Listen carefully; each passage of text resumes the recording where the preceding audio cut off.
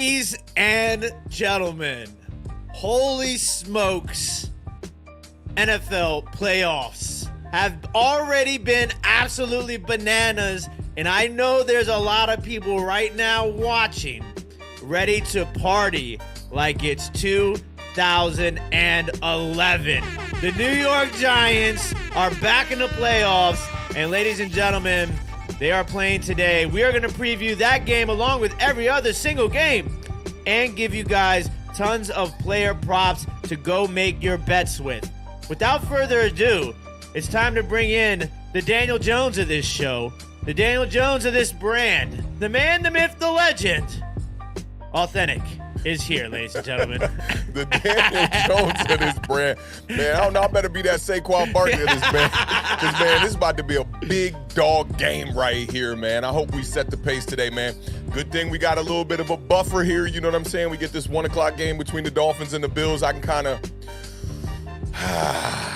try to get ready for this 4:30 kickoff with the New York Giants, man. I am lit. I barely got any sleep. I was up on Twitter, which was absolute madness yesterday, till about 4 in the morning. Graphics department was hard at work today, man, but I would definitely not rather be in any place in the whole entire world except right here rocking with my AATB fam one time. In the playoff edition, the first Parlay playoff edition that features my New York Giants, man. This is going to be crazy. The nerves are starting to settle in. I'm ready, man. I'm definitely ready. Yeah, I mean, listen, there was a lot of action yesterday in the playoffs games, and obviously we're gonna get into those games on some future episodes. But I just wanted to, plant the seeds that, ladies and gentlemen, anything can happen when it comes to the playoffs. I mean, listen, the Seahawks were up at halftime yesterday. Let's not forget that. And then things just kind of went crazy, and San Francisco put up an absurd amount of points. And then obviously we saw the performance of Trevor Lawrence yesterday, from 4 interceptions to 4 touchdowns. So, it's just, football is a wild sport, and it's super exciting. And I think that I just want to mention really fast before we say shout outs and get this ball rolling that I am absolutely blessed to be able to take as much time out of my days and out of my life that I am to sit here and talk about football with not only my brother Awthentik, but the rest of the family here at Awthentik and The Beard. So thank you, the viewers, for allowing us to be able to do this. It is special, and I am very grateful that we were able to do that. So definitely special like that performance yesterday from Trevor Lawrence. And I will say this, first one to admit it, I counted them completely out at halftime. I see my man Lalo is in the chat early. We was both texting each other talking about this, and we were complaining about how much of a blowout this game was about to be. And considering the first game between the Seattle Seahawks and the 49ers was a blowout as well in the second half, we thought this game was over. I, personally speaking for myself, completely ruled out this comeback of 4 touchdowns. Trevor Lawrence is the youngest quarterback in the playoffs, I believe, at the age of 23, I believe. That was one of the most, if not the most, resilient performance I've ever seen from a quarterback of that age, that young. Got to give him his props. Cue up them claps one time. Oh, man, yes, the claps are here. That was, we got the performance from the young quarterback in the first game because Brock Purdy came out in that second half and he straight lit it up. And I was questioning him too. I'd say the theme of yesterday's Saturday playoff games for me was a lot of doubting some of these younger quarterbacks. I'm looking at Brock Purdy. I see people at halftime, Giants fans, saying we should take a flyer on him and try to bring him in. I was like, he's looking all right, man. His stats are kind of inflated right now.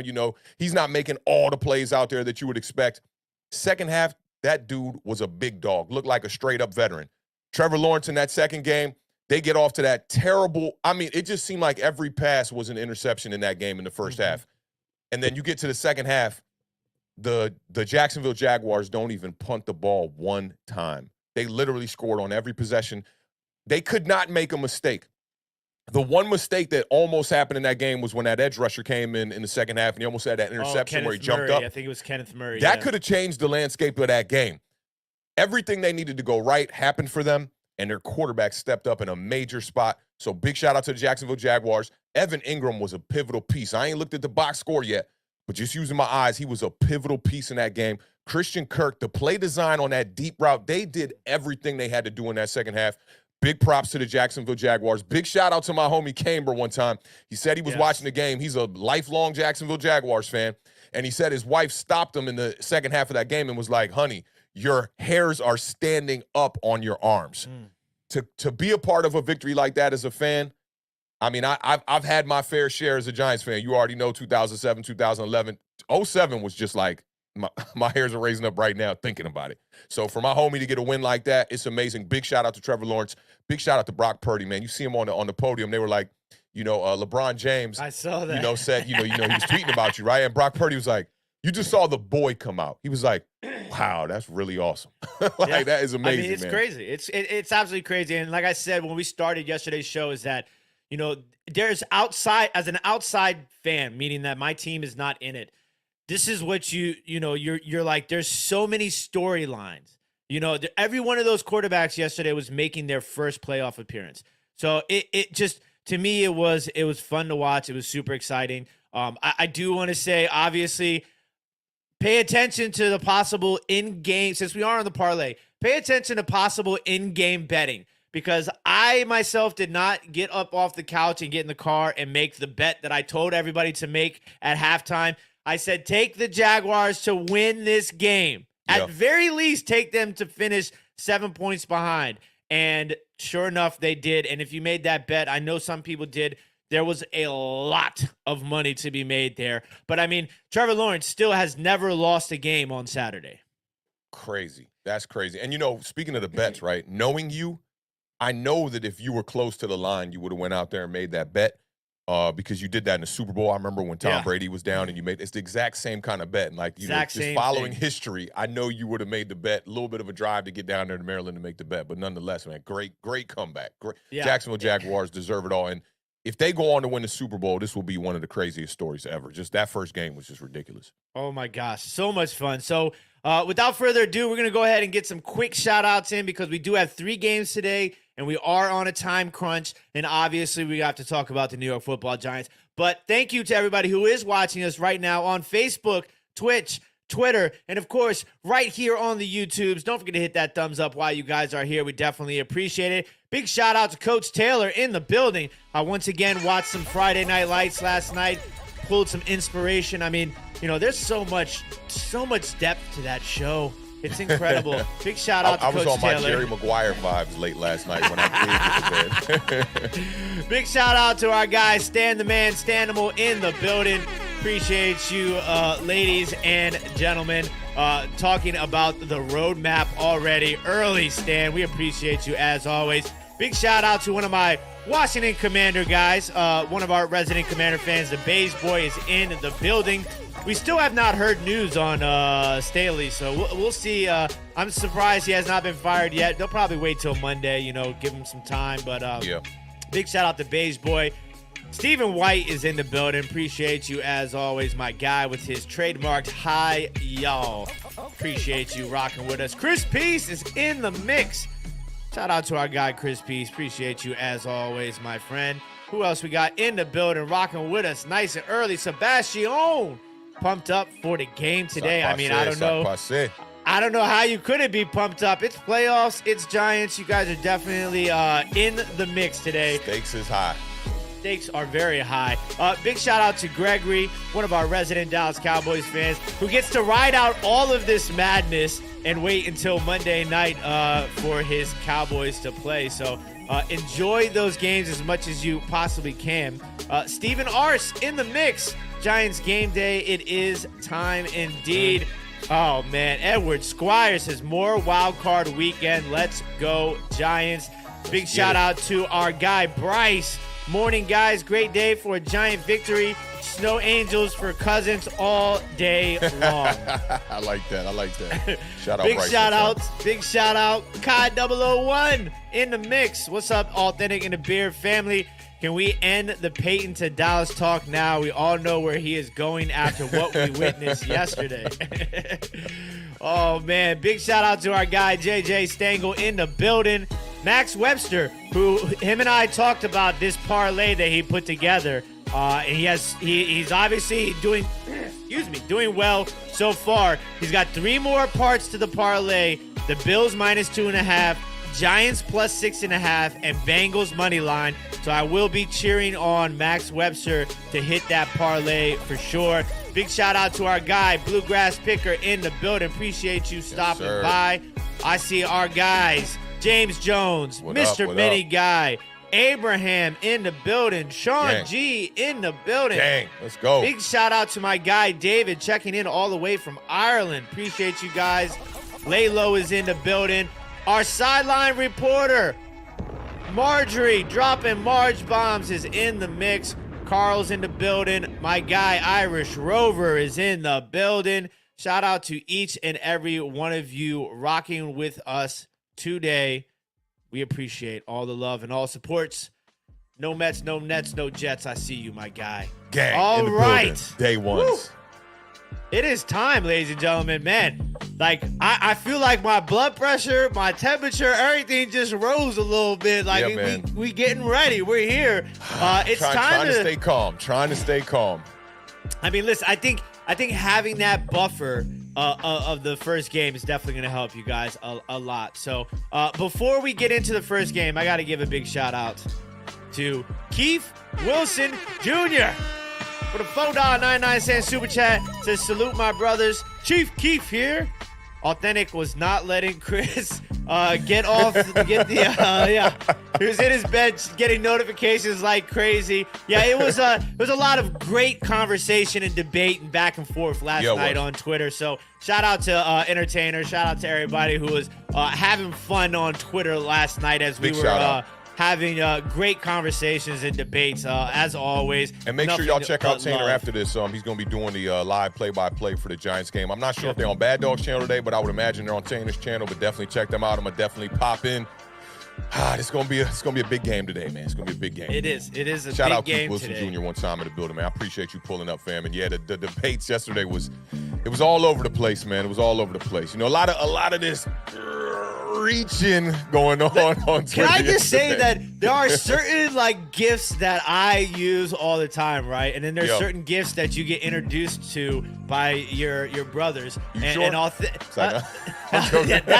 That is one. That is that one, and I think the other one that I use all the time for the reach is the toilet and the toilet. Oh, that was great. Where he's just trying to get that last piece of ply one time.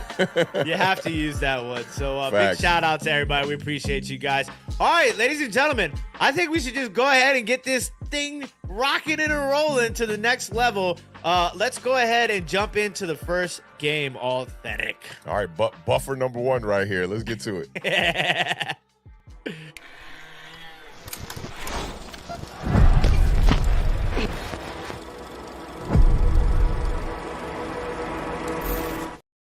All right, ladies and gentlemen, up first, it is the Miami Dolphins, who are 9-8.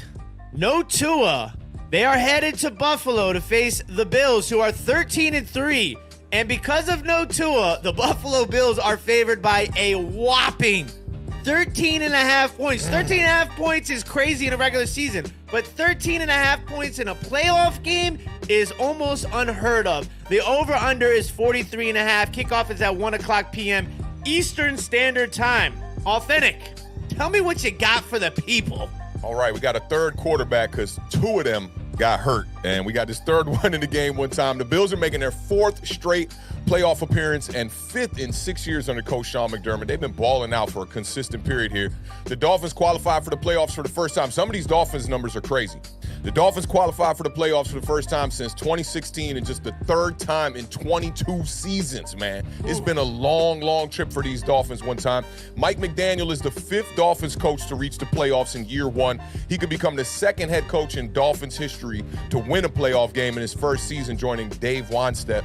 A win would give the Dolphins their first postseason victory since December 30th, 2000. That's a grip ago. I mean, we're talking 23 ago when they beat the Colts 23-17 in overtime. Overall, the Bills have won 8 of their last 9 games versus the Dolphins, so things aren't looking too great for the Dolphins today, especially without their starting quarterback. Teddy Bridgewater is active, but he will be active as the backup. I just got news about that just a little while ago. The Bills are also 8-2 in their past 10 home games against Miami that are played in December or later. We know that weather gets cold. Miami likes that South Beach kind of weather. The Bills like that cold weather. The Bills have a 3-4 playoff record under Sean McDermott.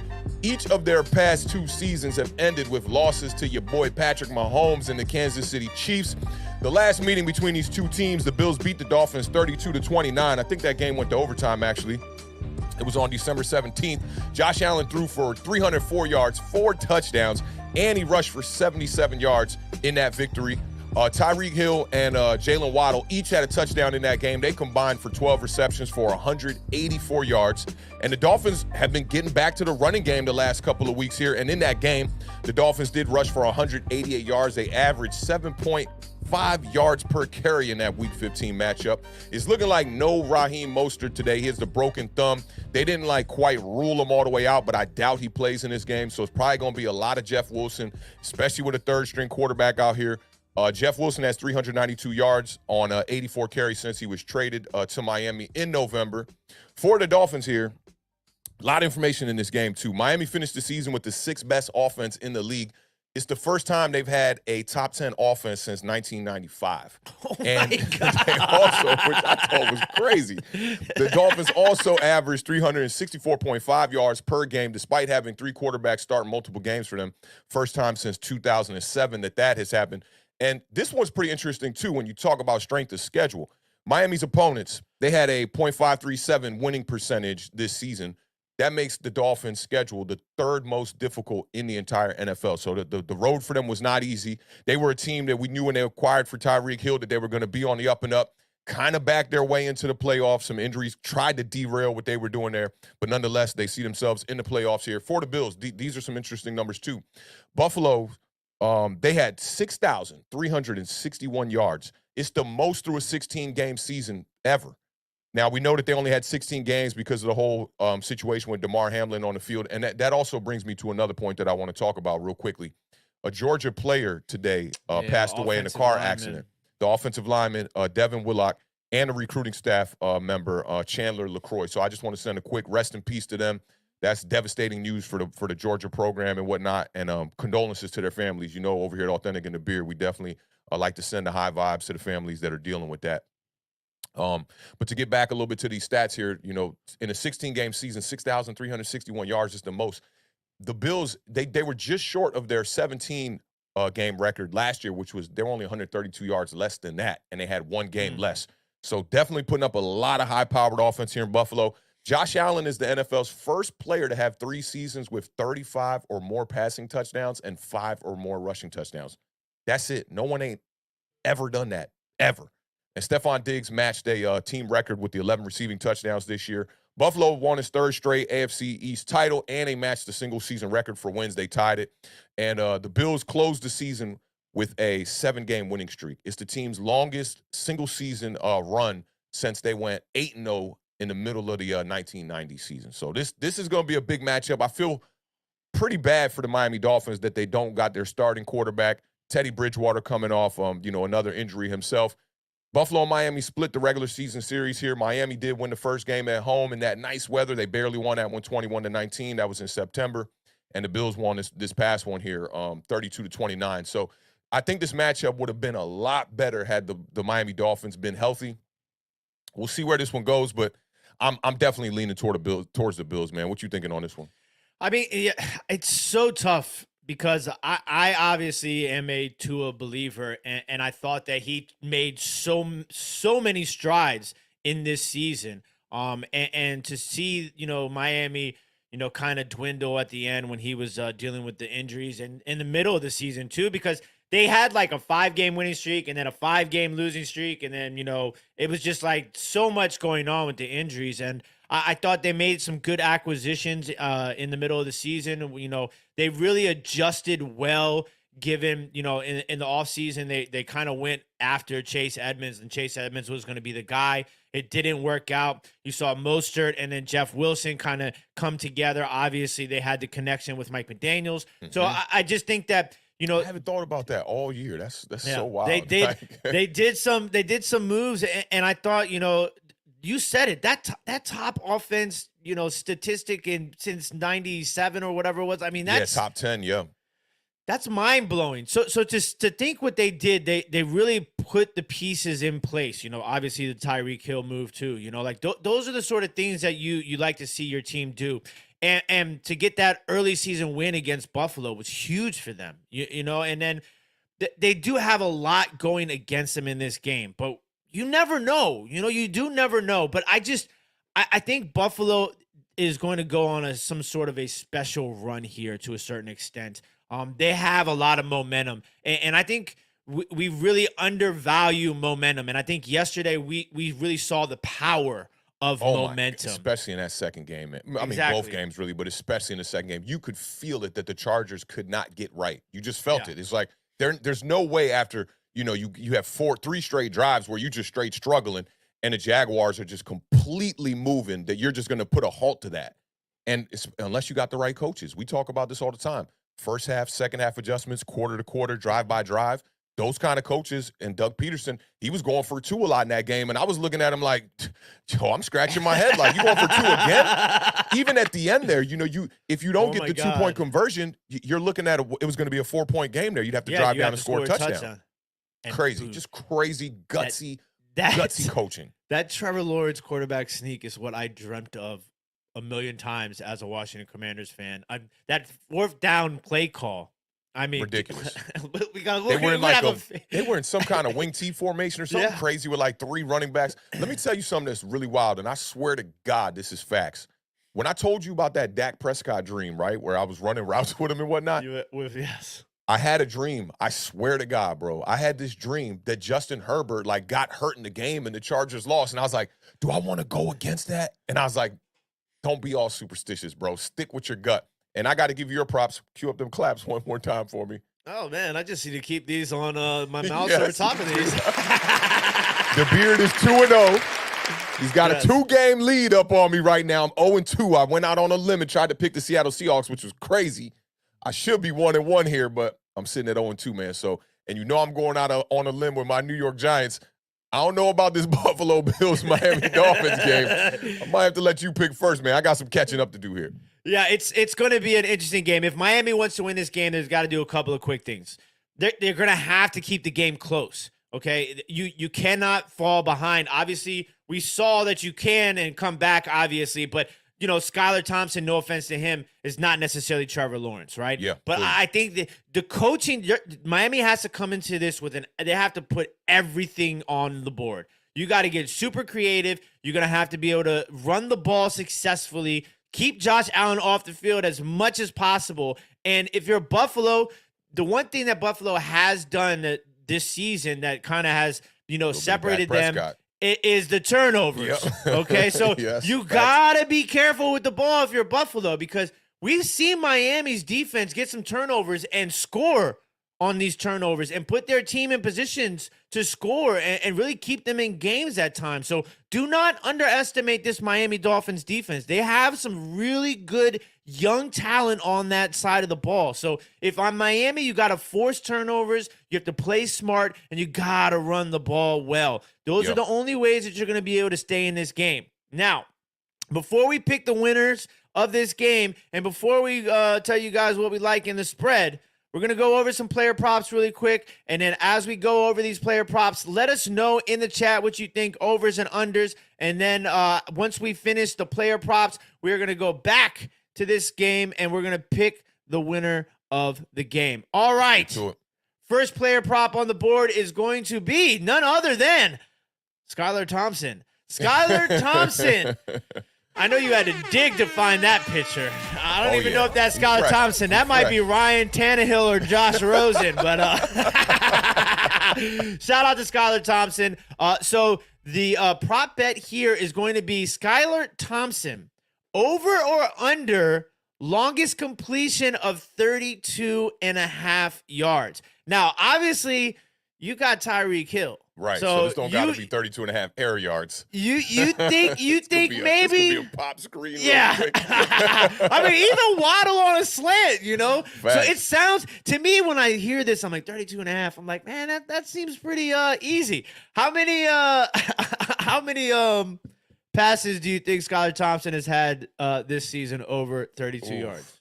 I'll say 2. Damn. Skylar Thompson has not had a completion over 32 yards this season. He has the longest completion he's thrown this year has been 32 yards on the dot. Oh, that's why they did that right there. That's why they did that 32 and a half, right? But he does have 2 other 30-plus, 30, 31-yard completions, I think it was. So he's got 2 of 30 and 1 of 23, and his longest is 32. So 32 and a half over under longest completion for Skylar Thompson. Where are you going? I'm just peeking in on the chat real quick. Kind of split here. 32 and a half in a playoff game. I'm going to go over. I'm going to go over. I'm going to go over. It is 50. It is pretty much 50-50 here. I see Kai over, under, under. It's 50-50 in the chat.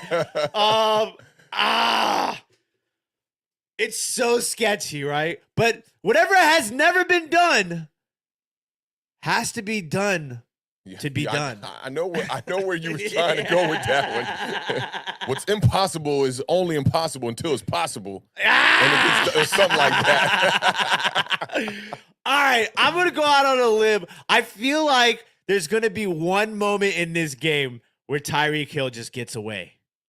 Yeah, that's exactly what I'm thinking. It might be a little short pass, but he's going to get his yards. Tyreek ain't. Look, let me give you a stat real quick on Tyreek Hill. He has 1,081 yards receiving in 13 playoff games. That's a season for some right there. Yeah, but I mean, Patrick Mahomes, Skylar Thompson. Yeah, it was Patrick Mahomes. So you're going to go over? Hill. I went over. I'm going over too. We're going over. I think we fared pretty well yesterday too. Yeah, there was a few that were very, very close. George Kittle missed by like a few yards. Kittle missed time. Yeah, but that's gonna be fun to go over when we do our recap shows on Tuesday for sure. To go over the. I'll take DK Metcalf in blue. He can come over here to New York any day. My God, what a game! Balled out. Shout out to DK Metcalf. All right, up next in the prop bets for the Miami Dolphins is going to be none other than Jeff Wilson. Jeff Wilson over under 60 and a half rushing yards. Let me know in the chat what you all think about Jeff Wilson Jr. going over or under 60.5 rushing yards. Okay, with Miami, since he's been in Miami, he's gone over 60 and a half rushing yards 2 times. He did it 5 times this year with San Francisco. Buffalo allows 104.6 rushing yards per game, which is pretty damn good. And Miami only runs the ball for 99.2 yards per game. So this one is going to be tough. Homer thing, but trust. Okay, so listen. I like Jeff Wilson. No, hammer that thing. Oh, hammer that thing. Okay, yeah, okay. them glasses, boy. Time to go back to Lens Crafters, check that prescription. Yeah, I got an updated prescription, but the way my bank account has been. My checking's going to the savings. I think Miami has to run the ball in this game. The only thing I get worried about is are they able to just keep it close enough to where they can still run the ball? That's where I'm at. But no Mostart, as much as I saw somebody in the chat mention Salvin Ahmed, who I really like. Got a couple carries recently too. Yeah, I've liked him. He was a good running back coming out of Washington.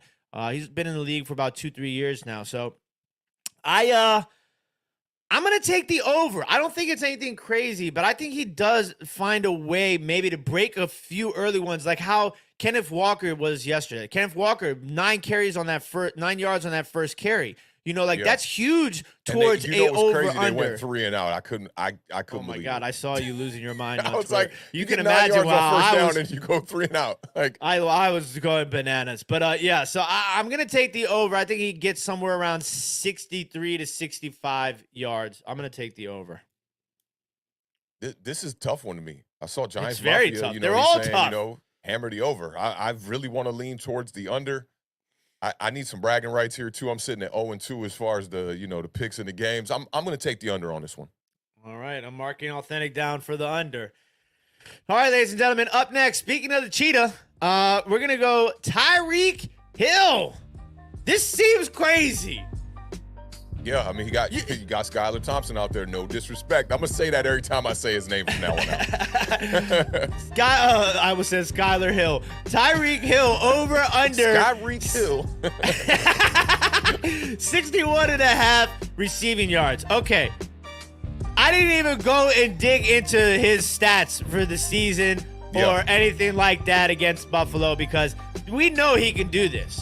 So what I did is I went and looked at how many times Tyreek Hill has played with Skylar Thompson this season, okay? Yep.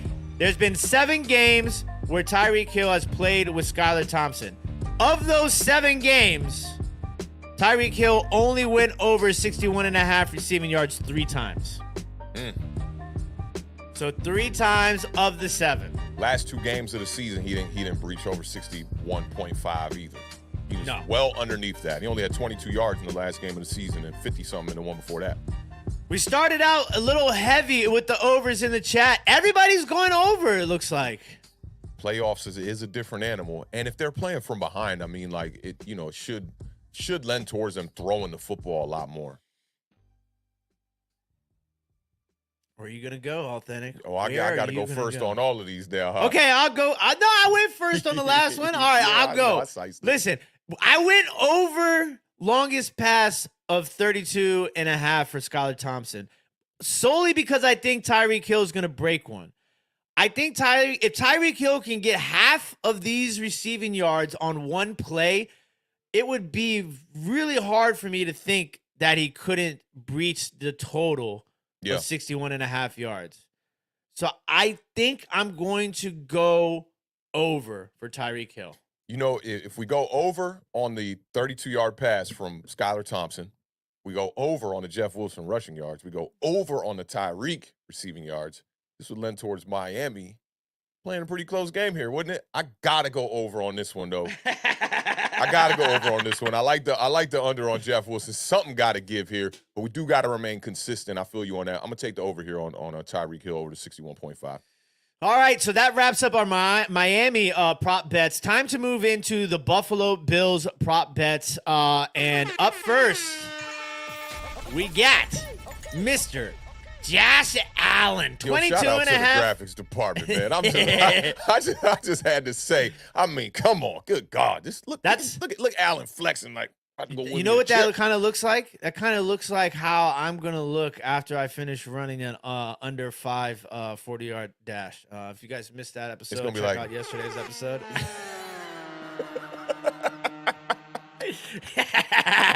All right, Josh. I went back and looked at that. I was crying, dog. Shout out. Josh Allen over under 22.5 completions. Okay, how many times do you think Josh Allen has had more than 22.5 completions this season? So 23 completions or more this season in 16 games. Straight guess. I'm going to say 10 games. 7 times. Josh Allen has only had 23 or more completions 7 times all year long. They've played Miami twice. He did it both times against Miami. So 2 of the 7 times have come against Miami, and he's done it only 2 times in the last 6 games. Okay. So 22.5 completions. I am going to go because he's probably going to be in that range. Yeah, it's going to be close. So I don't think he throws the ball 30 times today. I think he goes 21 of 27 today. I was going to say 27 too. So yeah, I'm taking the over in this one. Big shout out to Ben Ball you one time in the chat, man. What's poppin', fam? You're gonna take the over. I'm taking the over. I'm gonna take the under. All right, okay. I'm gonna take the under. I think he goes 21 of 27. Josh Allen today. Yeah, I like the attempts. The 27 attempts, but I'm going over that 22.5. I'm going like 23, 24 out of 27. He's going to light them up. Man, there's some interesting takes here. We got a bunch of overs, some unders. Gus Bus, Stephen White. I am the Energizer Bunny. Giants Mafia is taking the under. Gus Bus says the beard is the Lennon of football broadcasts. I like that. I don't know who that is. What is that? I think maybe he just spelled it wrong. He might be giving you a nod to a music legend one time. Okay, all right. Let's see. White Vic is going over that. Margie's taking the under. Chris Peace is taking the over. Stephen White says 19 of 31. Vladimir Lenin, I don't know, man. Shout out to the chat. Oh, it's the beard. It's the beard. Shout out to the chat right now. We got 84 people watching across all platforms. All right, up next for the Buffalo Bill player props, we're gonna go to the running back position. Devin Singletary. I mean, bro. Over or under? Yeah. With the red uni, too. With the red uni. Devin Singletary, over under 60.5 scrimmage yards. Okay. Devin Singletary has done this 9 times this year. 9 times this year, Devin Singletary has gone over 60.5 scrimmage yards. And against Miami, 2 times, he's done it both times against Miami. And he's done it 3 out of his last 6. Oh, you setting this up for me. I'm setting it up. I don't even need to debate it. Give me the over. It's the numbers are there. I'm going to go with the over. Devin Singletary, 60.5 scrimmage yards. I think it's going to be extremely close. I'm going to go with the over as well on this one, man. I think we'll have a big game. They'll try to rely on that running game to kind of just start to establish the game plan early on. You will hope he could get like a good 30, 35 in the first half and, a couple receptions, a couple more rushing yards in the second half. You should be able to get over that. And it looks like everybody is going over except for, and I think this is a great point, which is why I'm going to bring it up, Max Webster's taking the under because they lean more on Cook. And James Cook has quietly been very productive in the second half of the season. And I think that ended up being a really good draft pick, and it's proven to be a guy that they really like behind Singletary. Obviously, they got rid of Zach Moss, and Naheem Hines has been used more so on the return game, who had 2 touchdown returns last week. Ridiculous, so, man. Shout out to Max Webster for bringing that point up, because it is definitely a point to consider. So we are both taking the over on Devin Singletary. Up next, ladies and gentlemen, we're going to go to the wide receiver position. Wide receiver. And Maryland's own Stephon Diggs. Over or under 6.5 receptions in this game? I'm taking it over. My guy. Awthentik says he's taking it over. Taking it over. Stephon Diggs, how many times do you think he's done this season? 9. Oh, spot on. Shout out to Awthentik. He was on my Stephon fantasy Diggs. team. Straight yeah, guessing, that's right. He was on my fantasy team. Stephon Diggs has gotten 7 receptions or more this year 9 times. Against Miami, in 2 matchups, he did it 1 out of 2 times. But he has done it 3 out of the last 6. So, Awthentik is going to take the over Stephon Diggs on 6.5 receptions. I'm going to take the under. I think Stephon Diggs lands on 6 receptions exactly. So I think that 0.5 is going to just hold him back just a little bit. So that's going to wrap up our player props for this matchup. Now, ladies and gentlemen, the big question on deck. Who is going to win, and will they cover the spread, and will there be an over-under? Listen, I'm going to take the Buffalo Bills to win this game. 13.5 points is a lot of points. Sure is. I'm going to take the Buffalo Bills. Give me the Bills to win. Give me the Dolphins to cover. I think it's 13 points. They probably lose by 13 points. I think that half point's going to save me. I'm going to take the Dolphins to cover the 13.5, and I am going to take the under. The under. What was the over-under in this one again? The over-under is 43.5. 43.5. I like where you're going with this one. I think that the Dolphins can cover this one. They got some playmakers on that offense. I think that the play call over there with Mike McDaniel is going to find a way, even though he's strapped at the quarterback position here, to get the ball into his playmakers' hands. I think they'll keep it close. I do think the Dolphins cover this one. Every time I think the Bills are going to go into a game and it's going to be a blowout, it never is. So I'm going to go against my gut here. And Dolphins will cover. Bills will win the game. Over, under. I'm going to take the over, though. I'm going to take the over. I think we'll get some good points in this one. I thought about taking the over so much. You know what? You want to switch it up? I'm going to switch it up. I'm going to take it. I'm going to switch it up. Bills win. Dolphins cover. Give me the over. Yeah, I like that. All right. It's time. Are you ready? I'm not ready. Are you ready for some football? Sunday afternoon football. Remember last time we was messing around with that guy, that singer, how things went tragically left. I had to switch. I had to do a mid-show wardrobe change. Because they were like, that dude, right? Like got canceled a couple years back. Yeah. I sold that and made some money off of it, though. I'm not gonna lie. Smart move, man. Smart move. What is it? One man's trash is another man's treasure. Amen. That's how I pay my bills. All right, you ready to get into this biggest matchup for all of us, man, as far as this playoff weekend goes, man? It's wild card weekend. You ready for this? Let's do it. All right, let's get to it. Giants are on the board with 11:16 to go here in the third. All right, ladies and gentlemen, it's the New York Football Giants, who are 9-7-1.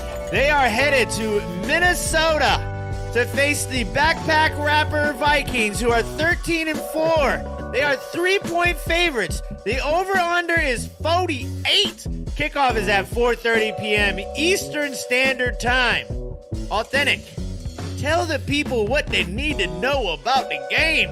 All right, y'all. Last week, the Giants lost to the Eagles 22-16 in their second bye week of the season. The Vikings beat the Bears 29-13 before getting into the playoffs, solidifying that number 2 seed. The Giants have won 2 of the 3 postseason matchups versus the Vikings. The most recent one was the 41-0 victory in 2000 in the NFC Championship game at Giants Stadium.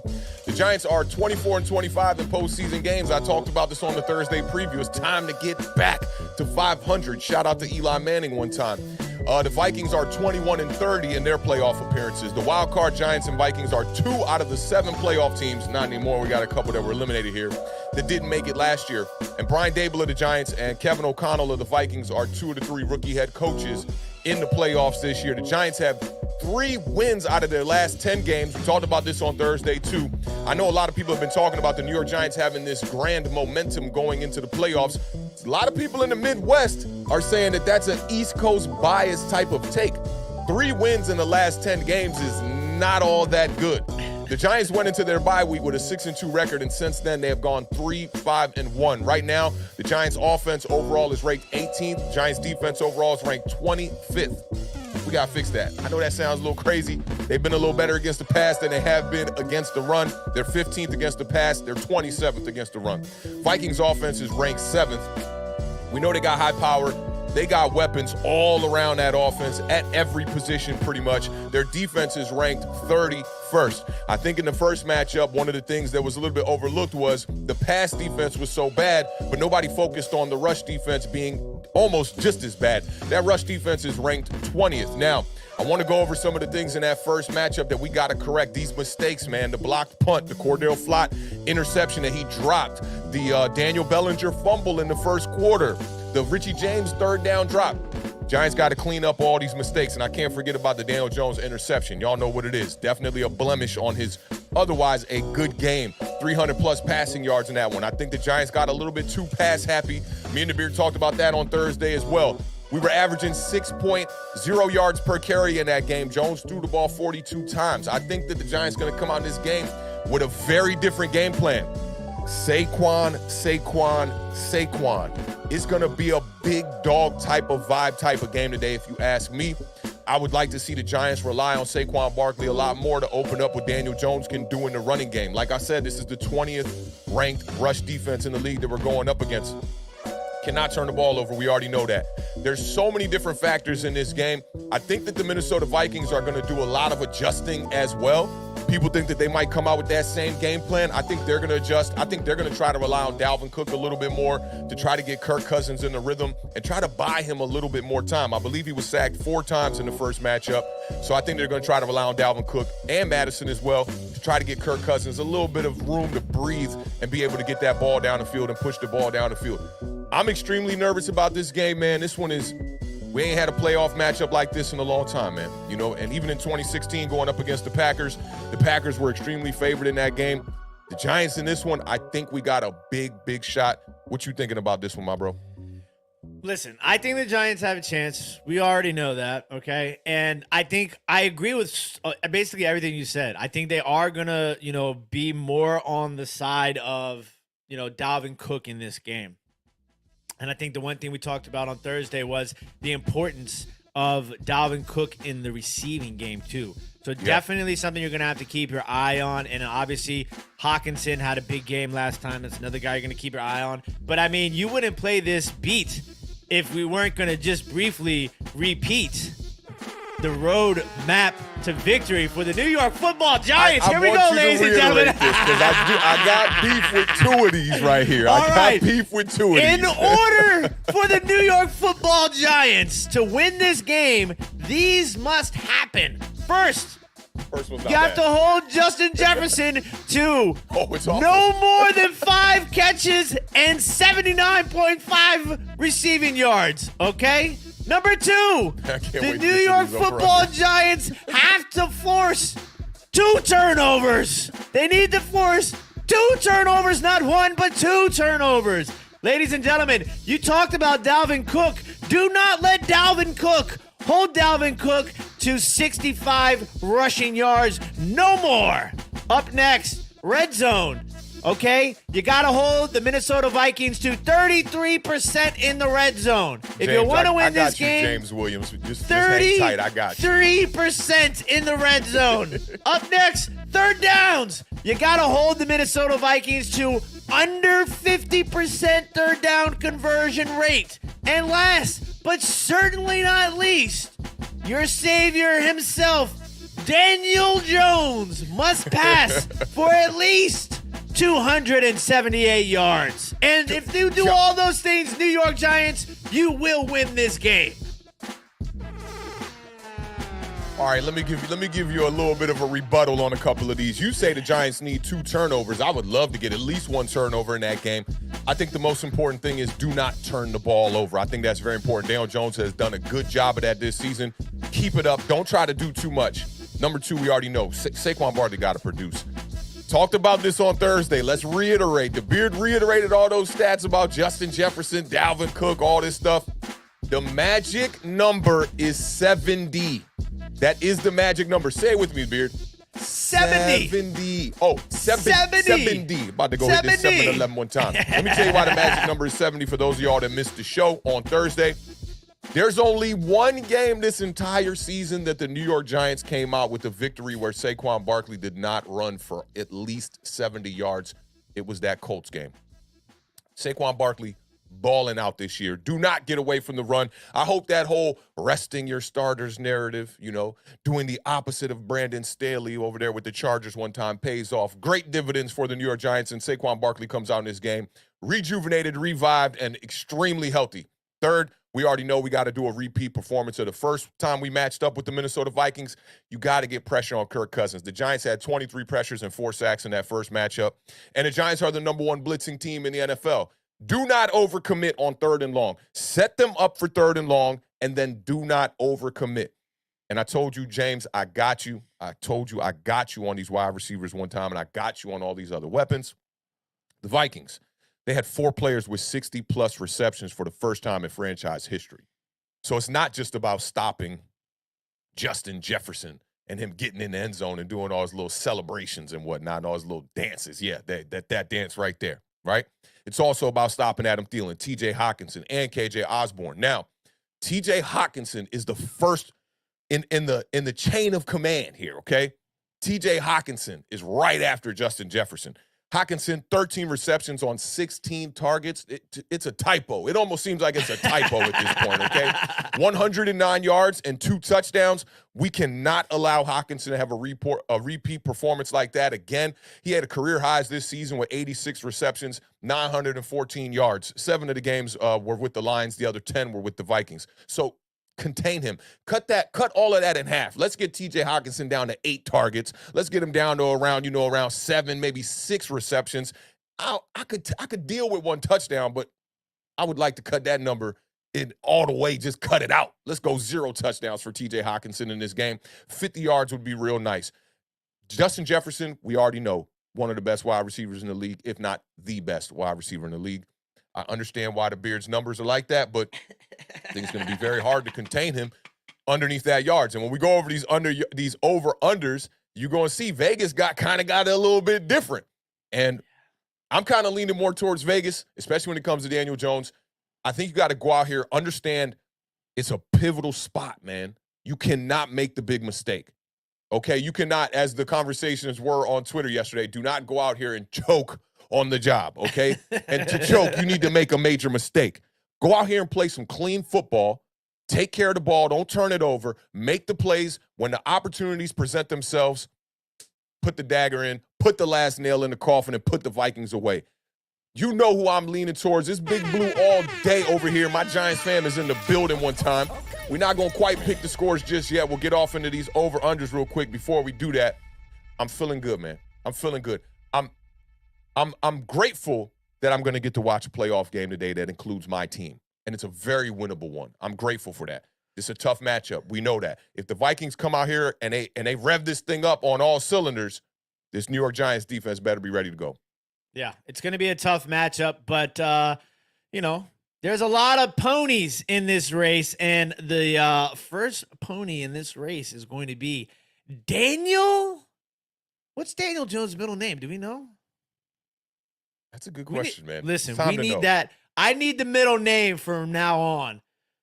Because the way that Daniel Stephen Jones III.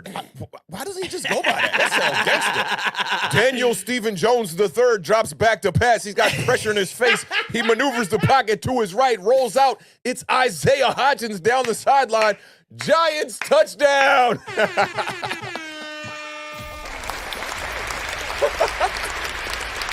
This is going to look really bad if we lose this game. Somebody's going to clip this up and look at you guys. All right. Daniel Jones, over-under 282.5 total yards. How many times has Daniel Jones done this season? 6. 3 times. Daniel Jones has only gone over 282.5 total yards 3 times. But he's only done it 1 time in the last 6. But do you want to know who he did that against? He did it against the Vikings. He did it against the Vikings. Let's go, Daniel. Ladies and gentlemen in the chat, let us know where Daniel Jones falls as far as 282.5 yards over unders. We got an under, an over, just under, under, under, over, over. Oh, the winning formula. The winning formula. I told you what we need from Daniel Jones, just in passing. Yeah, you better stick to your word. Oh, I'm there. Listen, the Beard is going over. Daniel Jones goes over 282.5 total yards. Listen, I'm going to throw out another little stat here. Daniel Jones gets a reception today to help with that over Philly special total yards. Just going to throw that out there. Daniel Jones catches a pass today. That is a bold take. There is hella unders out here in the chat right now. The Beard is on Revis Island right now. Okay, so what I'm doing here is I'm looking at victories. He didn't do it against the Titans, I don't think. I only got the passing yards in front of me, kind of estimating how he played in these games. He might have did it against the Packers, maybe. Didn't do it against the Panthers. Didn't do it against the Bears. And Daniel Jones had 71 passing yards against the Bears. Yeah, that was a bad one. We won that game. That's crazy. Ravens, 173 passing. He probably didn't do it. Nope, he didn't do it that game. He didn't do it in the Jaguars game. The winning formula is not for Daniel Jones to get over 285 yards. Or 282.5, sorry. I don't think that's the winning formula. I'm going to take the under in this one. Awthentik is taking the under. I have a feeling this is going to be the most split Awthentik and the Beard over-under section in the history of over-under sections. Shout out to my guy, Rio Robinson. I see you in the building, my guy. If you guys want to subscribe to Rio Robinson, make sure y'all go check his channel out for sure. All right, up next. Big dog. Big dog. Saquon Big Dog Barks Lee. And I'm not talking about. I like it. Saquon over under 73.5 rushing yards. Listen, Vegas, they said, this guy Awthentik, he's talking about this magic number. The magic number is 70, he says. So we're going to put it at 73.5. How many times this season has Saquon Barkley gone over 73.5 rushing yards? The chat is going crazy with over. 8 times exactly over 73.5. I was too hyped. That is on the money for Awthentik. Only 2 out of the last 6 games, though, has Saquon Barkley gone over 73.5 rushing yards. He dealing with a little sciatica. Is that what it's called in his shoulder? But one of those 2 times in the last 6 games came against who? Minnesota Vikings. Only had 14 carries in that game, too. Might I add, he was averaging 6.0 yards per carry. I don't think. My man, The Rock.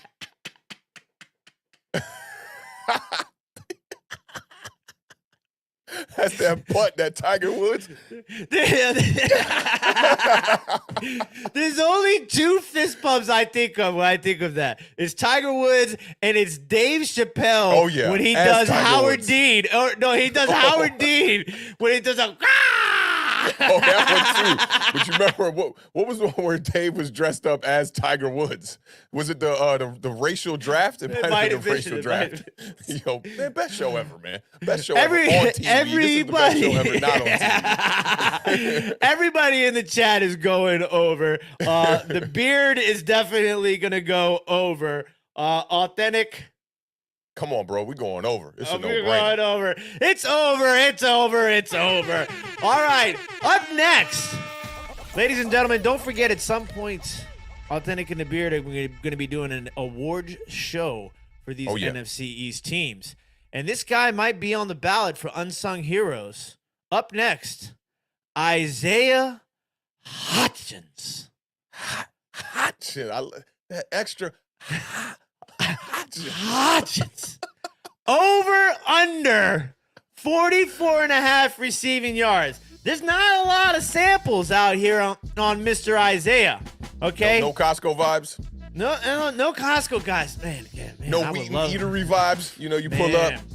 Yeah, let me get one of those.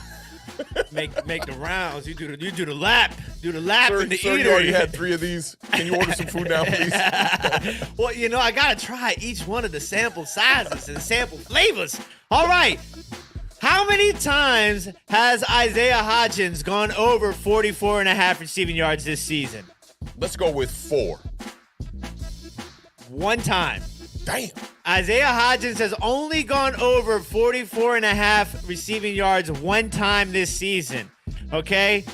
But he has gone over 40 4 out of 8 times this season.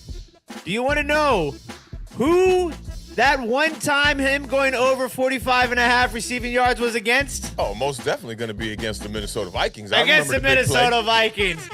Ladies and gentlemen, I am just going to go ahead and say it. I have big faith in Mr. Isaiah Hodgins. I have for a long time.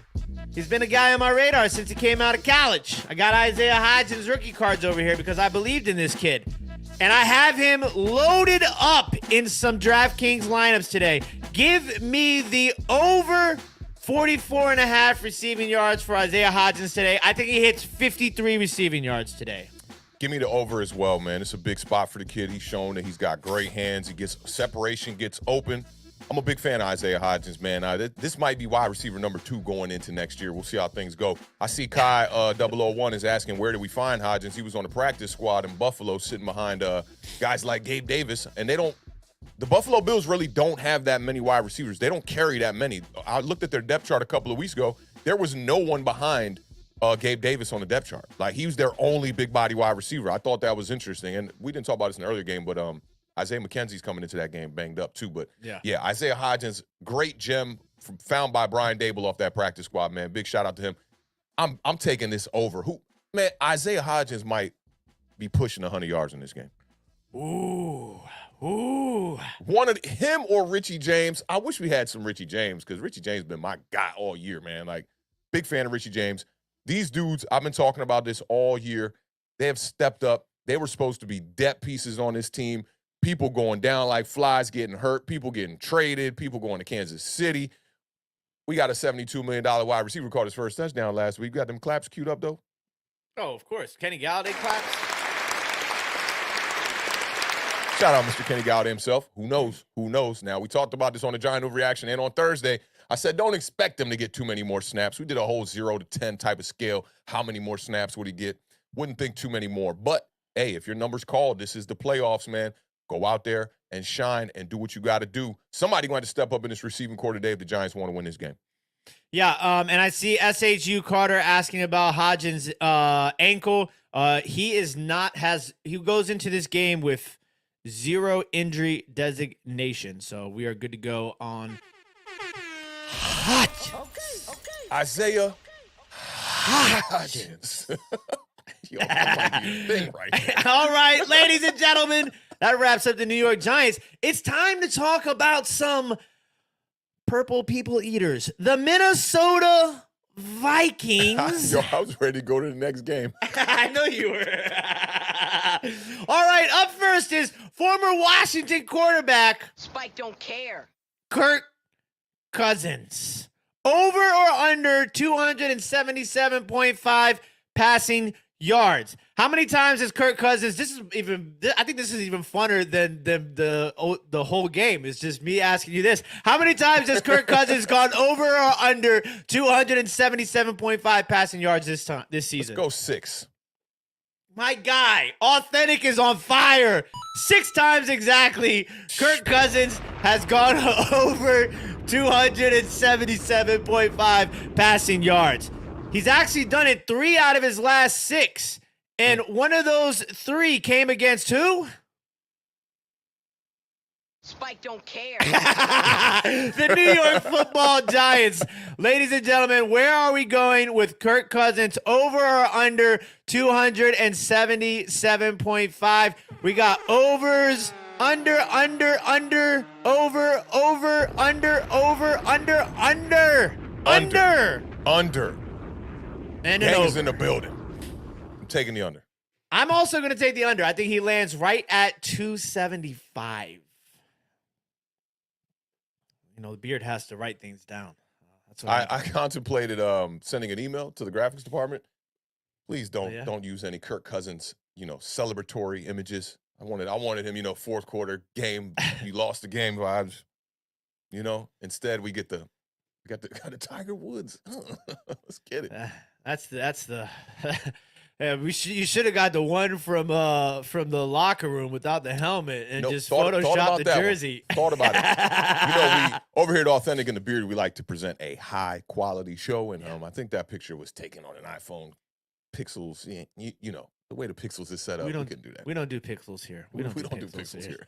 All right, ladies and gentlemen, I don't know what you do in the kitchen, but the Minnesota Vikings like to Dalvin Cook in the kitchen. Up next, Dalvin Cook over under 89.5 scrimmage yards.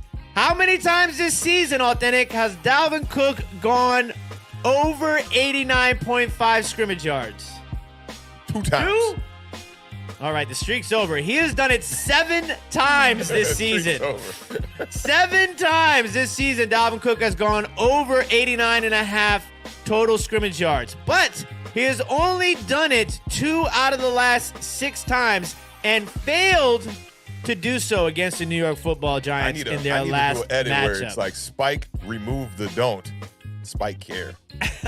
Spike care about that one. And the chat is a little 50-50 on this one. I got a lot of overs and a lot of unders. We're right there right now. Ben B, please refresh your stream. You seem to be about he's a little bit behind. 2 minutes behind. He's probably gonna get that in about 4 minutes. This one is tough for me. This one is definitely tough for me because I feel like they are going to learn from their mistake of not using him more so in the last matchup. Yeah. Where are you at? Are you going to go over or under on this one? I'm going to go over. I'm going to go over. You're going to go over? Yeah. Shout out OG Knockout in the building one time too, man. I'm also going to go over. I think he literally just gets over this. I think he goes for 60 yards rushing and 30 yards receiving. I think he hits 90 yards on the button. That's where I'm going to go. So I'm going to go just over on that one. I like it. And ladies and gentlemen, we're going to round it out with Jay Jettas. Justin Jefferson, over or under 95.5 WPGC. Receiving yards. I was cooking these up. I was like, that sounds like a radio station. That sounds like a radio station. WPGC here in DC is 95.5. How many times has Justin Jefferson gone over 95.5 receiving yards? Let's go with in a game? 9. 11 times. 11 times Justin Jefferson has gone over 95.5 receiving yards. He has done it 3 out of the last 6. And one of those 3 came against the New York Football Giants. I don't think they heard me in the back. Spike don't care. We got over, under, 10, over, You hater. under. You hater. he said bullshit PNW internet. Oh, man. And OG's Get going to what you round pay it out for. with over. Mike is going over. Authentic. You were laughing at my hold him to X amount. I'm going to stay true to what I said. The beard is going to go under. I'm going to go under as well. I think it'll be just under 2. Yours was 85? No. Authentic. 80? Was it 80? 6 receptions, 80? There's just a whole notebook of pages. That's not from Mario, I don't think. I have Justin going 5 catches for 79 yards in this game.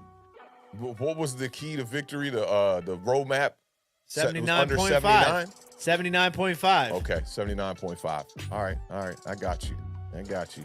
Ladies and gentlemen, that wraps up the New York Football Giants and Minnesota Vikings over-unders. It is time now to pick the winner. Hawkinson. There's a lot of hubs in this matchup in the kitchen. Okay, I'm gonna just make it easy for Authentic, and the Beard's gonna go first. I am going to take. I don't have a choice.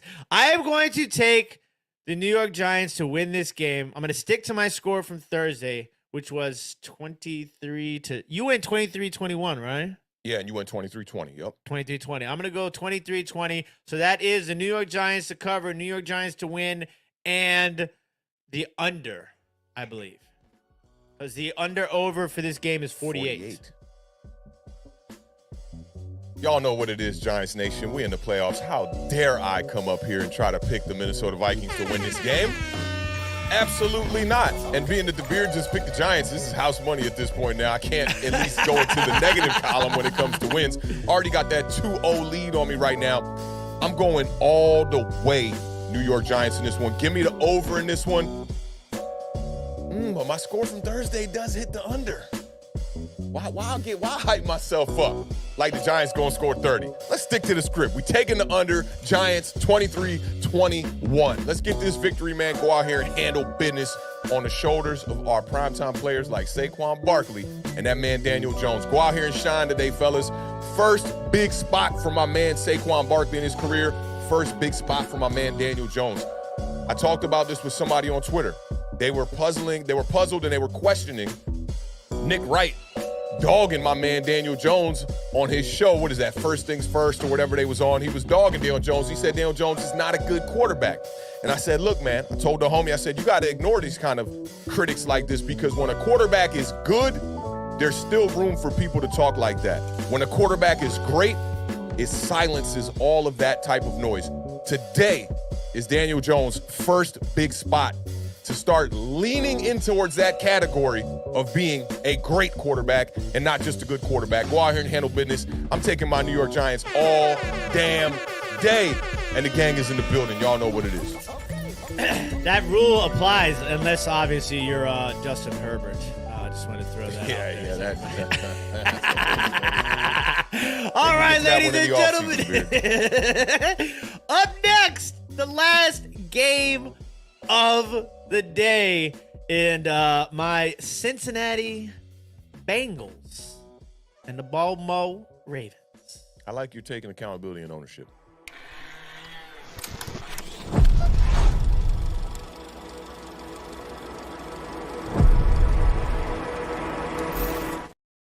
All right, ladies and gentlemen, the Baltimore Ravens. Shout out to graphics department. That black and orange is looking like over the years in Baltimore Orioles. I like it. The Baltimore Ravens are 10-7. They are headed to Cincinnati to face the Bengals, who are 12-4. The Bengals are, I missed a number in the favorite. The Bengals are 12-4.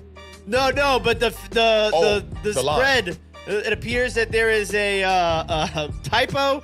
We have to holler at the graphics department for that one. Don't put this on the graphics department. This is the data management department. They are 8.5-point favorites. The over-under is 40.5, and kickoff is at 8:15 p.m. Eastern Standard Time. Authentic, tell the people about this matchup.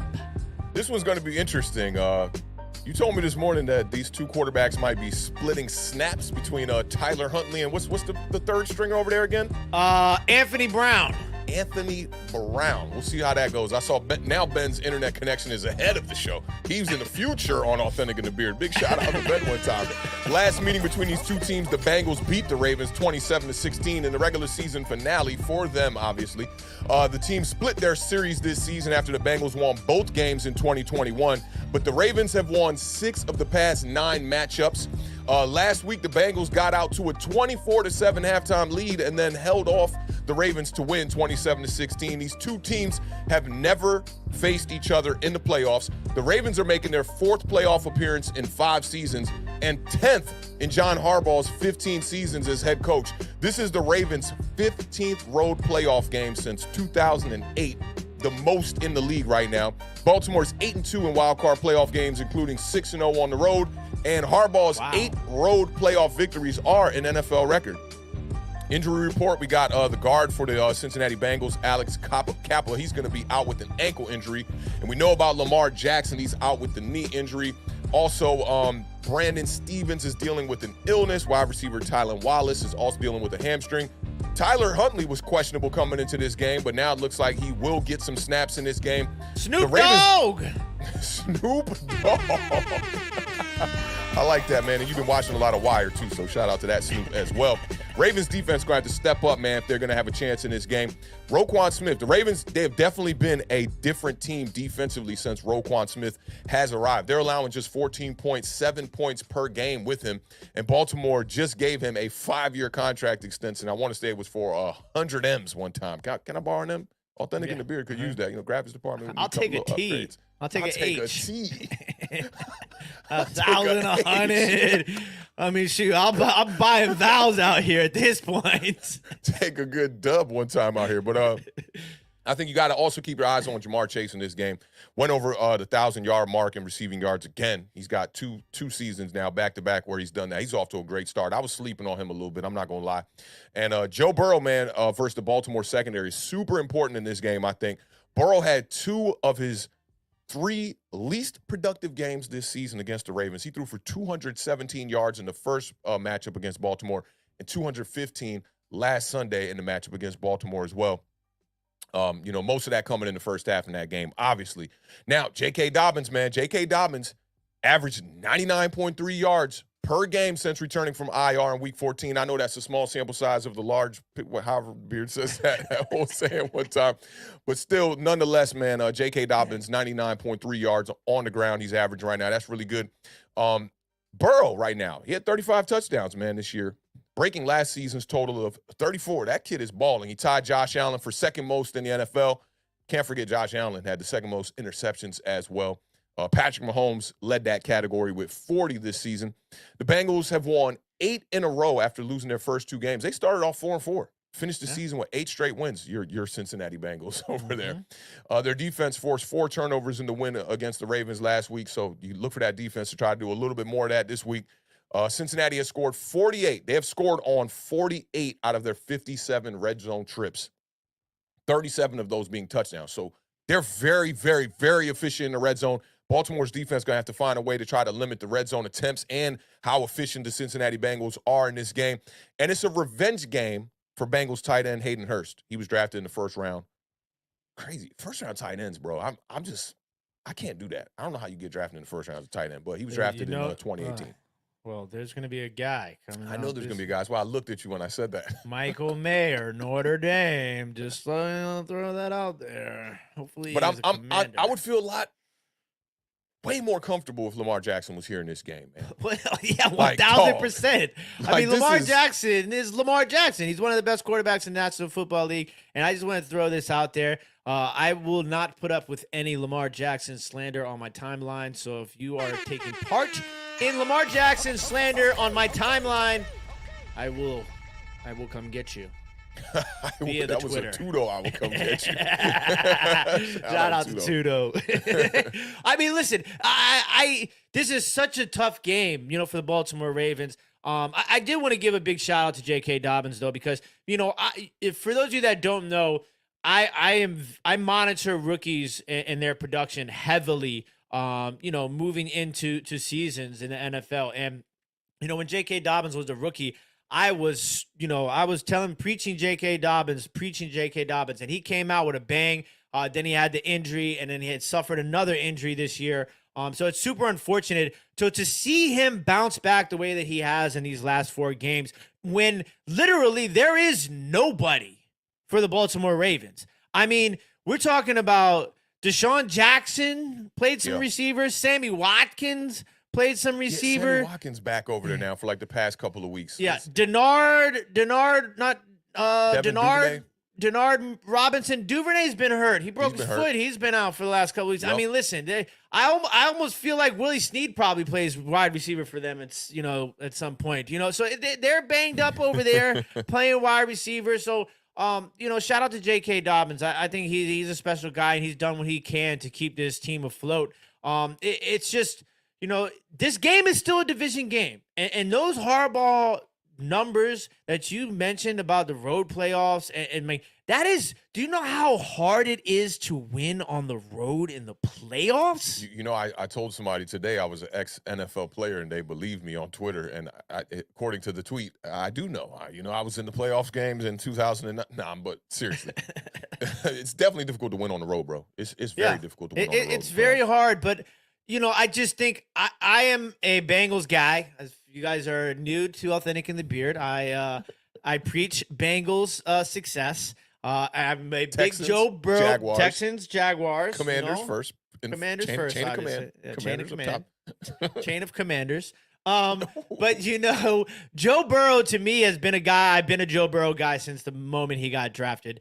So I have absolutely been shouting out Joe Burrow for a very, very long time, and it's good to see him have this success. I even had him, above Patrick Mahomes in the MVP race here, but I had to alter that based upon the way that the last games ended. Joe Burrow, wasn't able to take that leap and bound over Patrick Mahomes. So, but Joe Burrow is a guy, and I think the Cincinnati Bengals have a good shot to not only win this game, but to advance far, far into the playoffs. The here AFC in the playoff AFC. picture is going to be, you would hope that there's no crazy upsets, especially with Miami Bills I'd like to see Josh Allen, Joe Burrow, Patrick Mahomes duke this thing out, and now you got Trevor Lawrence in the mix. It's amazing. Yeah, that AFC, the next weekend in the AFC playoffs is going to be insane.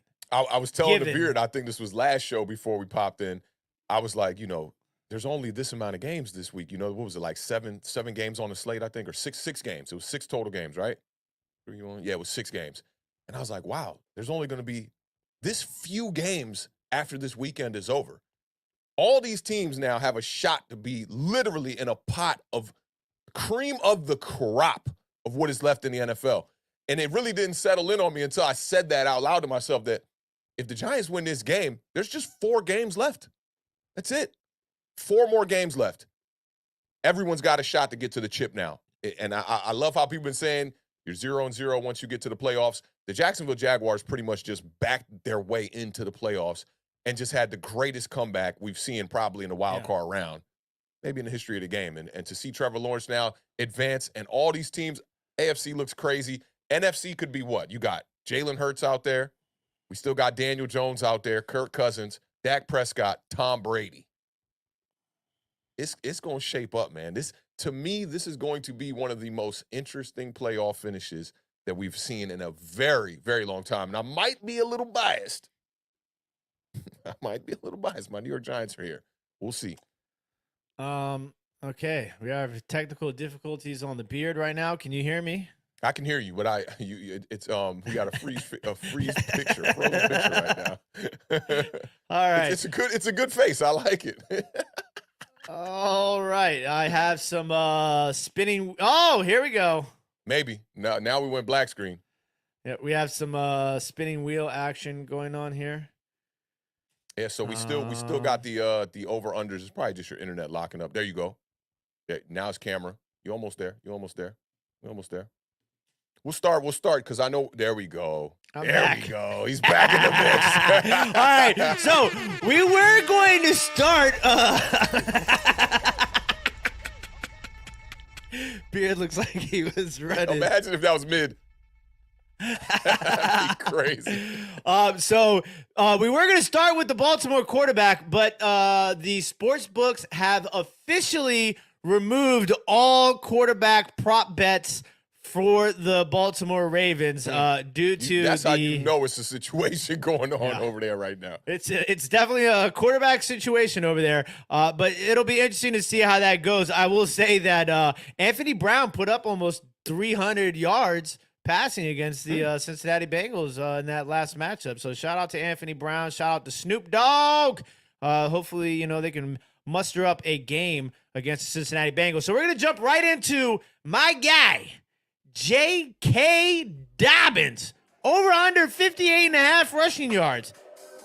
Cincinnati allows 106.6 rushing yards. Man, this is a new peak, dog. This show right here. It's kind of this one bang, though. I heard this on Awthentik and The Beard in a while. All right, Cincinnati Bengals allow 106.6 rushing yards per game. In J.K. Dobbins' last 4 games, he has gone over 58.5 rushing yards all 4 games. Give me J.K. Dobbins over 58.5 in this game. Easy. Definitely going over on this one. Awthentik and The Beard both going over. Everybody in the chat, we got some unders actually. Low mixes. 2 overs, 2 unders, 1 over, 1 under. And another over. So you guys are a little mixed bag emotions on J.K. Dobbins. My guy Chris P says my Buckeyes going over. Laylo's taking the over. So and I got you, Laylo. You already know, man. Hit me up. Oh, all day, Laylo, all day. All right, we're gonna move right on to a guy that plays a position like the Beard used to play back in his heyday, Mr. Mark Andrews. Mark Andrews over under 49.5 receiving yards. Okay. How many times do you think Lamar? How many times do you think Mark Andrews? Lamar Andrews. How many times do you think Mark Andrews has gone over 49.5 receiving yards when Lamar Jackson is not playing quarterback? How many games? I don't know how many games that is. Maybe I'll say 2. Awthentik is back on the streak. Two boy. times. Mark Andrews has gone over 49.5 receiving yards only twice without Lamar and has only done it 3 out of the last 6 games. Okay? And 5 of those 6 games were without Lamar Jackson. One of those times where he did do it, Lamar played half of the game. So Cheat code. Mark Andrews, 49.5 over under receiving yards. We got some O's. I like how people are starting to choose. How many times, too? Jamarcus Andrews Russell. That's what I was laughing at, too. We got some O's in the chat, which is kind of surprising. A lot of O's. This one's a little tough for me. I'm going with the over. I'm going with the over, bro. You're going with the over? Yeah, because I mean the Ravens will probably they'll try to establish the run early. If it don't work, they'll be playing from behind. That's the quintessential cliche way to look at this game. And Mark Andrews should get a couple targets in this game. He should get at least 6, 7, 8 targets or something like that to get over 50 yards late. Shout out to Diggy. Diggy's taking the under. This is tough for me. Leaning I towards that under, huh? want to take the under. I really do. But I mean, who else is going to do it? I mean, they're going to be all over Mark Andrews. But they might find a way. I'm going to take the over. That's where I'm going to go. All right, let's move on to my Cincinnati Bengals and none other than Joe Cool himself. Burrow, over under 1.5 passing touchdowns. How many times? Considering the Brock Purdy thing from the last episode, I think this one's pretty easy. How many times has Joe Burrow gone over 1.5 passing yards or passing touchdowns? Yes. 1.5 passing yards. 1,000%. I'm going to say 16 games.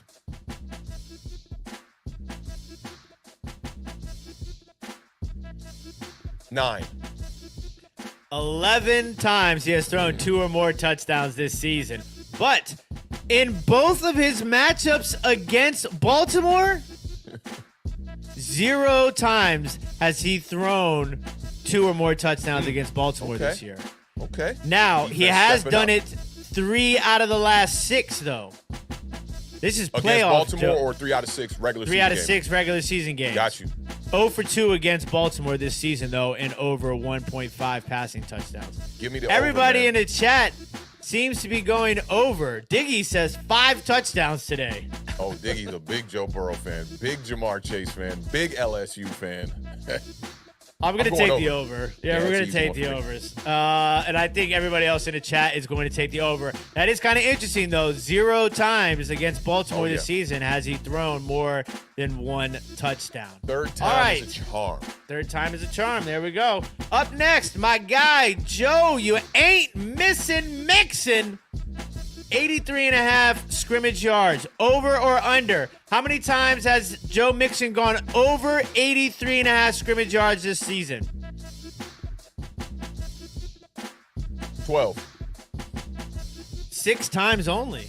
He has only gone over 83.5 scrimmage yards 6 times this year. He has done it 1 out of 2 times in matchups against Baltimore, but he has done it 3 out of the last 6 games. So half of the times that he's done this have been in the last 6 games, which I think is a very important number. I think they're probably going to use a lot of Mixon in this game. So I am going to go over for Joe Mixon. Yeah, I'm going to take the over on this one as well. You know what's crazy about this next guy, Jamar Chase, going over 1,000 yards? He missed like a quarter of the season. Yeah. And he still went over 1,000 yards. So big shout out to Jamar Chase. Now, these numbers are always difficult for me because of all the weapons that Joe Burrow has. Jamar Chase, Tyler Boyd, T. Higgins. So, like, at any given time, everybody can kind of do, like, 60, 70, and then one guy does, like, 120. Yeah. So, like, it's a little bit harder to dial in on these over-unders for Jamar Chase sometimes. He's played 12 games this year. How many times in 12 games do you think Jamar Chase went over 77.5 receiving yards? I'll go 6. 8 of the 12 games I mean, that's fire. he has played, he has gone over 77.5 receiving yards. How many times do you think he's done it against Baltimore? I mean, if he got 8 out of 12, I'll say, being that Joe Burrow had 2 of his worst games against the Baltimore Ravens, I'll say 0. Only once. One of the two matchups he went over 77.5 receiving yards. How many times do you think he's done it in his last 6 games? 3. 5 of the last 6 games, Jamar Chase has gone over 77.5 receiving yards. I think he goes over, and I think he does it in like 4 catches. I'm going to go Jamar Chase over. It's playoff time. I'm taking it over. Awthentik and The Beard are over everything in this game. It's a little tough. These are going to be fun to watch, ladies and gentlemen. It's time for us to actually give you guys a winner for the Cincinnati Bengals and the Baltimore Ravens. I don't want to discount the Baltimore Ravens because they got good coaching. This is a division matchup. But I am going to take the Cincinnati Bengals, and I do think they cover the 8.5. I think they probably win by 10 points. The over-under is a little interesting, 40.5 on the over-under.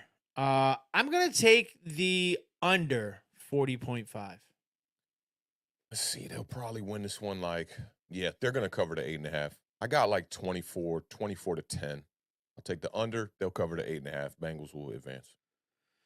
Ladies and gentlemen, that is going to wrap up Wild Card Sunday Parlay Edition here at Awthentik and The Beard. It has been a absolutely fantastic and fun 2 days of Wild Card Parlay here at Awthentik and The Beard. Fast paced. I'm digging it. It's been a vibe, man. It's been a lot of fun. And obviously, I do want to send a big shout out to each and every one of the New York Giant football family members of Awthentik and The Beard. We definitely appreciate you guys. And as a Commanders fan, you guys know Commanders over everything, but family first when it comes to playoffs. So I do want to wish each and every one of you guys the best of luck. I am not one of those guys who will root for opposing NFC East teams to lose. I'm either going to wish the Dallas Cowboys luck, but you have to come back on Monday to hear that in person. So don't forget, Monday is going to be a 2-show day, ladies and gentlemen. Am I correct? You're going to get a giant overreaction at 1. And then we will be doing a Dallas Cowboys Tampa Bay pregame show for everybody. So that'll be a lot of fun. Big shout out to my guy Kai 001 says, "Hey Beard, as your official unofficial 40 coach, I need your size. We're gonna need to lace you up in some PF flyers." Shout out to the Sandlots. Yes, sir. Shout out to the Sandlot, them PF Benny flyers, man. Benny the Jet. Yep. Man, such a great movie. Great movie. Might have to, depending on how the way this Giants game goes. I did buy some new roses for the Cowboys, but there is a Zippo sitting right next to them just in case things go sideways on Monday night. So shout out to Sebastian. That's going to be a big game. That's a big spot to be in on a Monday night, man. Yeah, major primetime game. All these games are definitely got the primetime vibe, playoff atmosphere. It's going to be a big day for us today, man. I'm looking forward to it. Get to watch this Miami Dolphins-Bills game kind of as a tune-up. Kind of reminds me of yesterday's playoff games. The first game was kind of expected the 49ers to win that game. And, expected the night game to be a little bit more of a closer matchup, a little bit more of an intriguing matchup. And we definitely got that. I mean, good God, we got some great playoff football on Saturday. So hopefully the trend continues today. I don't know. You think these games today can top those games from yesterday at all? If the Giants-Vikings game goes the way I think it is, I think it has a chance. It's unfortunate because we're dealing with 2 third-string quarterbacks, basically, second, third-string quarterbacks in 2 of the games. So that kind of makes things a little bit more difficult. The plus side is both of those games are divisional matchups. So that's definitely something. J-Tech, sleeper player that might have a good game today. I'll give you one from each matchup. Okay, first game, Miami versus Buffalo. I'm going to go Mike Gesicki. I like that. Mike Gesicki, maybe, because those backup quarterbacks like their tight end safety blankets.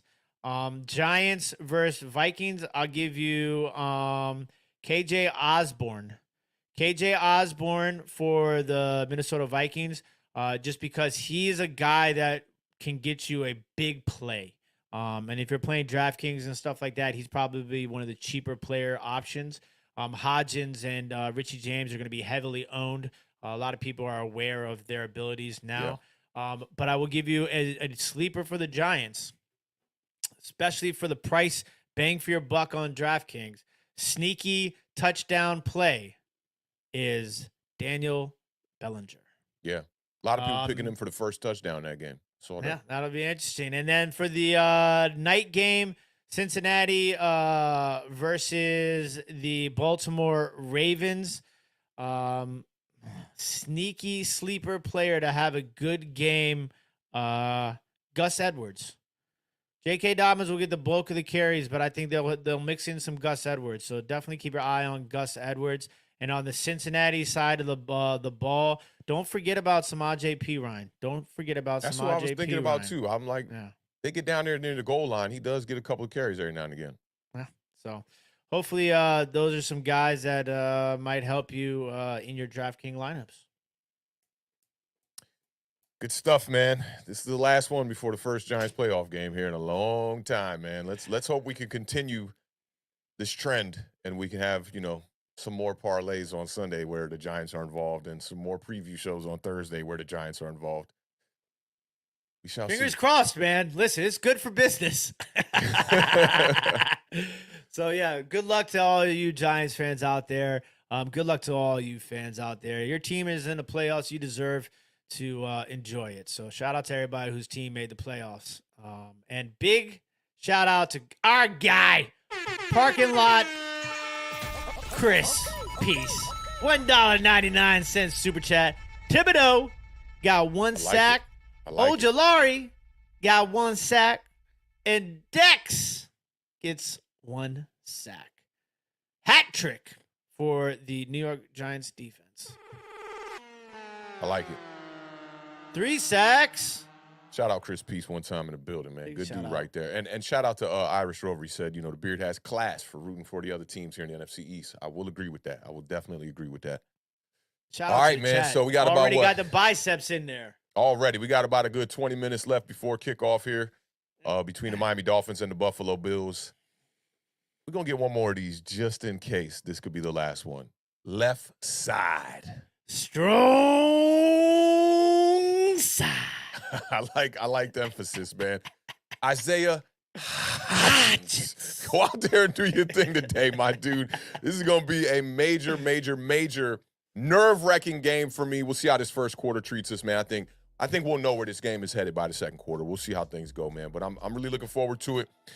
I think I'm a little bit more settled in. I appreciate you bringing your vibes to the table today, man. Definitely helped me settle in, man. Shout out to the gang in the chat, all the fam in the chat, man. Let's go get this W, New York Giants. Y'all know what it is, man. Keep living those dreams. Keep raising that bar, man. The universe flows in Technicolor and surround sound. Big shout out to the podcast, GOAT Combat Jack. Rest in peace one time. Again, rest in peace to all the families that were affected by the tragic news that came out of Georgia. Our blessings are with them. Our prayers are with them. Our condolences are with the families. We appreciate all of y'all in this chat, man. All of y'all are fam. Y'all know what it is. This has been a great season, whether we win or lose today. Great season. For all of y'all in the chat for showing up and rocking with us here on Awthentik and The Beard, the best television show not on TV, man. Beard, let's continue this run, my guy. Let's continue this run, my guy. Go Giants. Y'all know what it is, man. Y'all be good. Enjoy y'all football. Peace. Peace.